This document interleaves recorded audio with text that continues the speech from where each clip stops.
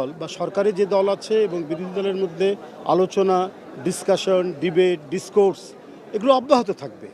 হ্যাঁ, প্রতিবাদ হতে পারে। প্রতিবাদও গণতান্ত্রিক আলোচনার বা গণতান্ত্রিক পদ্ধতিরই একটি অংশ। সে প্রতিবাদ করতে পারে, কিন্তু এর সাথে আলোচনাও থাকতে হতে পারে এবং আলোচনার মধ্যে দিয়েই বিভিন্ন ধরনের যে বিতর্কগুলো, সেই বিতর্কের অবসান হওয়া সম্ভব। কারণ আমরা মনে করি এখন যারা পার্লামেন্টে আছেন তারা প্রত্যেকেই ফ্যাসিবাদ বিরোধী সংগ্রামে তাদের একটা অবদান রয়েছে। তো সেই ক্ষেত্রে আমরা যদি গণতন্ত্রকে সাবলীল, স্বতঃস্ফূর্ত এবং শক্তিশালী করতে চাই, তো সুতরাং পরস্পরের মধ্যে আলোচনার কোনো বিকল্প নেই।